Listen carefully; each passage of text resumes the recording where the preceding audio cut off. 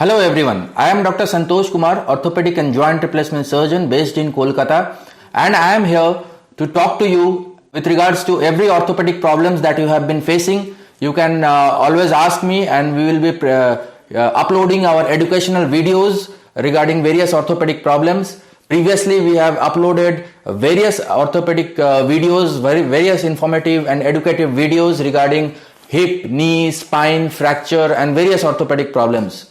Now, today we will be talking about ankylosing spondylitis. The reason why I am talking today about ankylosing spondylitis is that ankylosing spondylitis is very prevalent in the eastern Indian subcontinent. A very prevalent disease in Bengal, West Bengal, Bangladesh, Bihar, Odisha and Jharkhand. World's highest number of ankylosing spondylitis people are found here.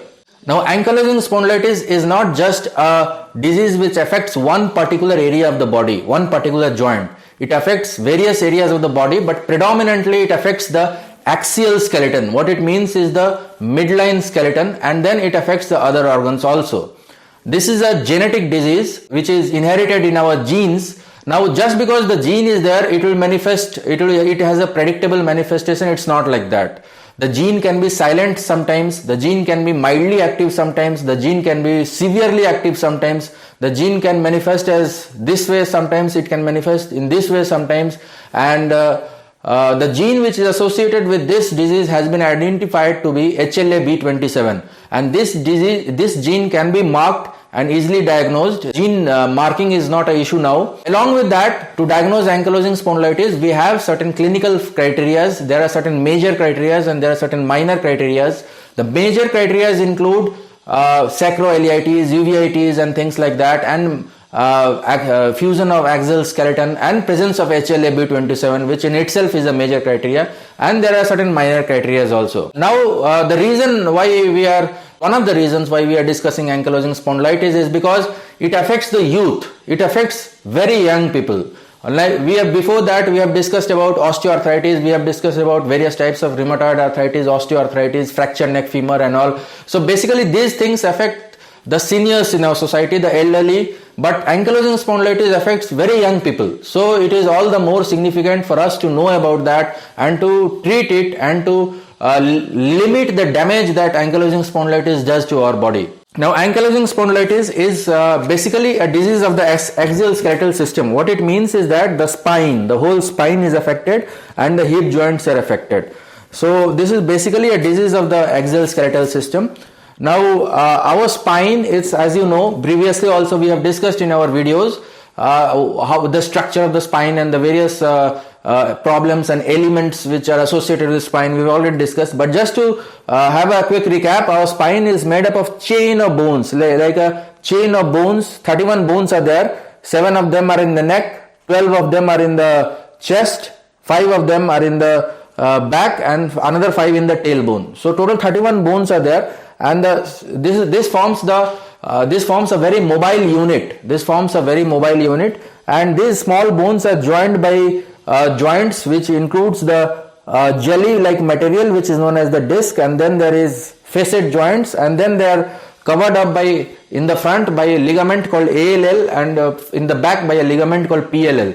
Now, the problem in ankylosing spondylitis is that it affects the whole motion segment of the spine. What it means is that it affects the way the spine moves. It affects the flexibility of the spine. To start with, it starts with inflammation, means there is intense pain, and then it goes into stiffness.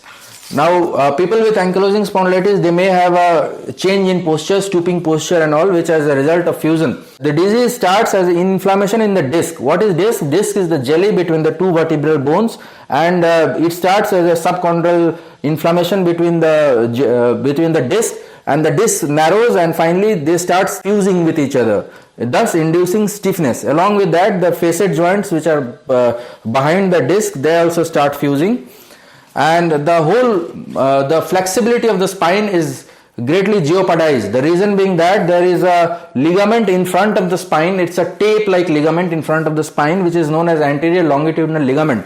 That ligament is flexible like a tape, but because of ankylosing spondylitis that becomes brittle because it gets calcified, so it becomes brittle, and that restricts the movement in the whole of the spine. Along with that, the ankylosing spondylitis is characterized by sacroiliitis. There is gross sacroiliitis. What is sacroiliitis? This is the sacroiliac joint. The place where the spine and the pelvis bone meets, there are two sacroiliac joints in both sides.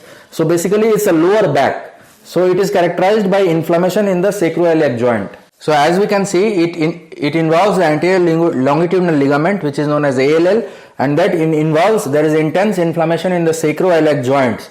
Sacroiliac joints is the place where the spine and the pelvis bone meets. So there is one sacroiliac joint on both sides, right and left side. And the inflammation is in lower sacroiliac joint is felt as intense pain in the lower back. This is how a healthy spine looks like. There are a chain of vertebral bones, and between these bones there is something called gel-like material called disc.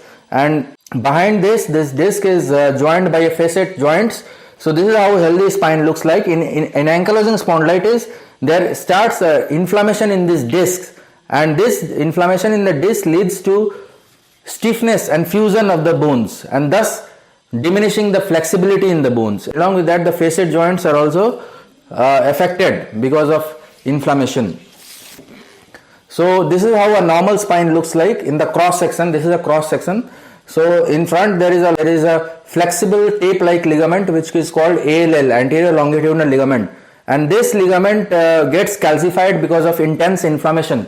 Now this calcification of this ligament leads to brittleness, and there is greatly jeopardized flexibility. The person cannot bend forward, the person cannot turn, and before that there is intense pain. And along with the disc which gets affected, behind this is the facet joints. So these joints also get affected. Before that we have seen in our early series what are facet joints and how they are made up. So these facet joints also get affected. This presents as back pain and gluteal pains. Now the basic investigation for back pain and back related issues is X-ray and then MRI, and if needed CT scan. So X-ray is in ankylosing spondylitis in advanced cases is very, very typical. What happens is, because the discs are fused, the front ligaments are fused, the back ligaments are fused, the X-ray appears as if we are looking to a bamboo, and this is known as bamboo spine. This bamboo spine presentation which we find in X-rays in ankylosing spondylitis is very, very typical, very, very characteristic of ankylosing spondylitis. But of course this stiffness and calcification and all appears only in advanced disease. Before that, person has severe pain in which X-ray may be normal. X-rays may be normal. So there are other major and minor criteria to diagnose ankylosing spondylitis. Similarly, it can affect the neck spine also. Neck spine is made up of 7 bones which are known as vertebral bones, and that is the most flexible area of spine. We can turn our head anyway, front, back, we can turn up, down, sideways, we can rotate. So that the spine, the cervical spine, which is the neck spine, is the most flexible area of spine. And because of ankylosing spondylitis, the neck gets fused in one place.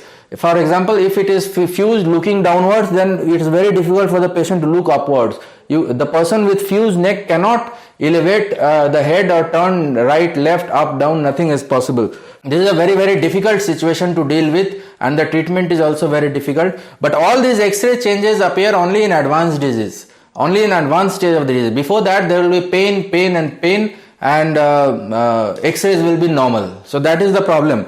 And several times we do MRI if X-rays are normal. MRI can also pick up some signal changes, which will show eventually how MRIs can pick up. So this is what I was talking about.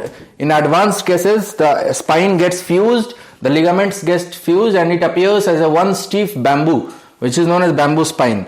But in earlier cases, in early stages of the disease, there is pain, but there is no X-ray findings. In that cases, sometimes we can get signal changes in MRI.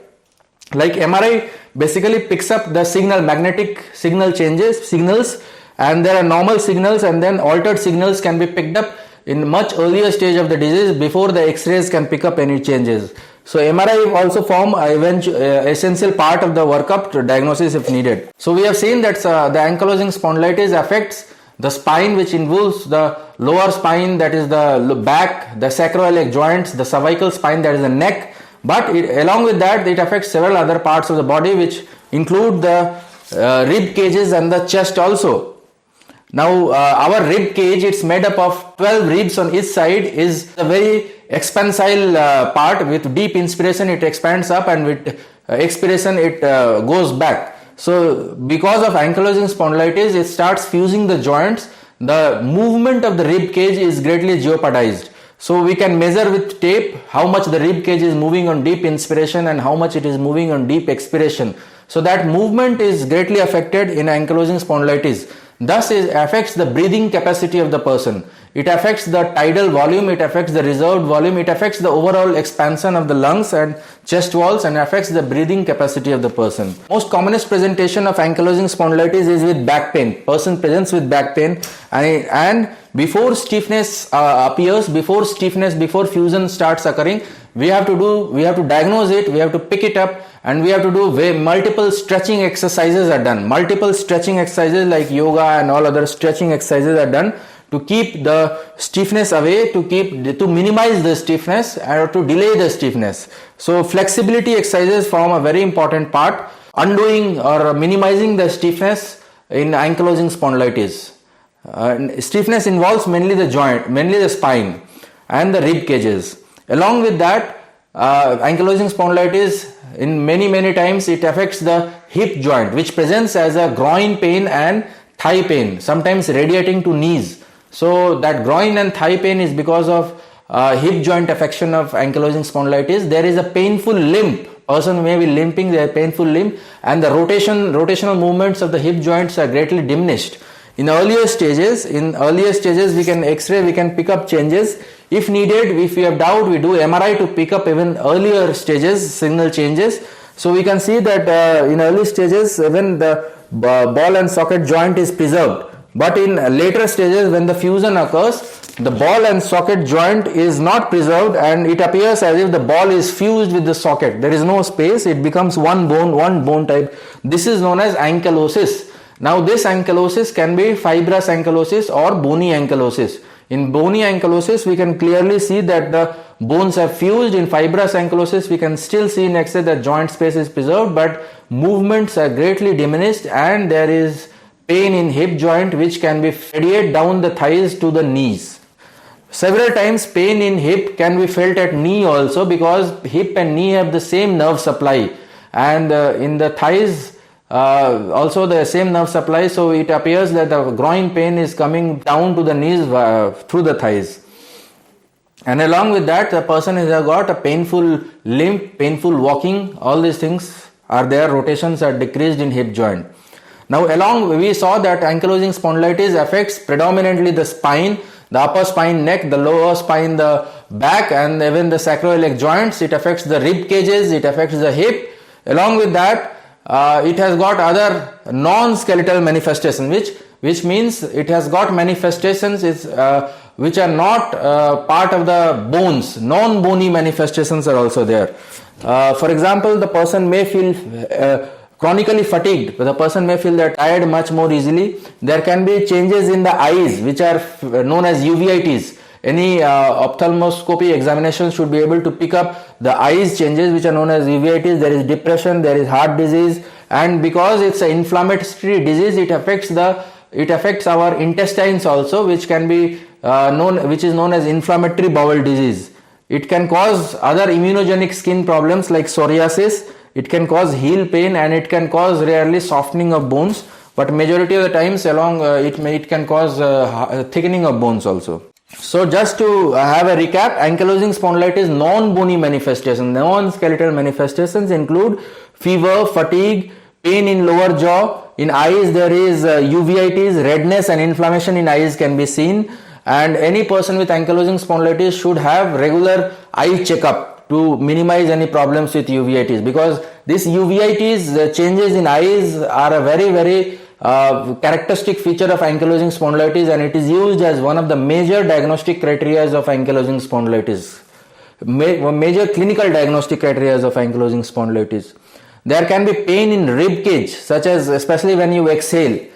There can be chronic pain and stiffness in the lower back, where spine meets your pelvis, that is known as the sacroiliac joint. The joint where the spine meets the pelvis, there can be chronic back pain. Chronic pain can be there. Inflammatory bowel disease can lead to diarrhea, bloating or other gastrointestinal symptoms.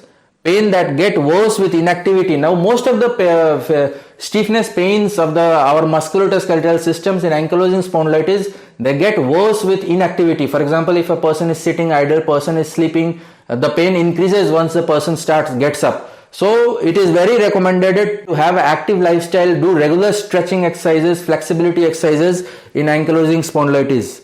And like most of the chronic pain, it gets better with hot shower or heat. There can be other skin manifestations like psoriasis. Eye manifestations, as we discussed, is very characteristic and one of the diagnostic criteria is used in ankylosing spondylitis. There is uveitis, there can be redness of eyes and other features which need regular eye checkup. There can be alternating buttock pain, which is because of the facet joint arthropathy.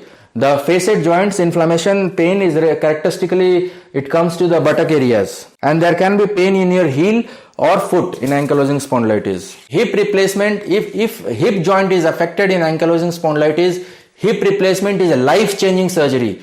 Hip arthritis is very, very painful, very excruciating. Person is not able to walk, person is not able to sit on chair, and the person finds very difficult to sleep because of pain, excruciating pain which occurs at night, and there is difficult in changing posture. For example, turning sides is very difficult because of hip affection. And most of these patients are very young. So hip replacement, once the hip is replaced, if it is needed. Now it is very important in ankylosing spondylitis to see the source of the pain. We have to be very correct in diagnosis whether the source of pain is from the lower spine or the hip. The lower spine pain is felt in buttocks and the hip pain is felt in groin, thigh and knee. So the diagnosis has to be very correct when we are dealing with hip replacement in ankylosing spondylitis. But if hip is affected, if hip is painful, if there is restricted movement, there is flexibility, there is stiffness, then hip replacement is a life-changing surgery. A person who is not able to sit, walk, suddenly starts walking and sitting in a chair from the next day, and the person may start jogging from 1 month. So hip replacement is a very successful surgery if needed in ankylosing spondylitis. And several times both hips are affected, then we may do both knees together in same sitting. If one hip is more affected, we do the more affected side first, and if needed later on we do the next side. Sometimes knees are also affected in ankylosing spondylitis, and then we go ahead with knee replacement. Although knees affection in ankylosing spondylitis is far less than hip. Mostly it is the hip that is affected. So we had a brief discussion about ankylosing spondylitis, what it is, what are the manifestations, and what are the treatment options. If you have any queries, any further queries, please do mail me at my mail ID santdr@gmail.com. It's SANT, T for telegraph, D for doctor, R, santdr@gmail.com. And you can WhatsApp your queries to me on my WhatsApp number 9831911584. 9831911584. So hope you had some insight about ankylosing spondylitis. If you have any queries, feel free to contact me, and if you need any treatment, please come to Kolkata. Over here, me and my team will be giving you the world class, the most effective, the safest and the best treatment for ankylosing spondylitis, whether it be medical treatment, whether it be hip replacement. We'll give you the best, safest at the most affordable prices for our friends right here in Kolkata. So please do come to Kolkata. Please do contact us. Thank you.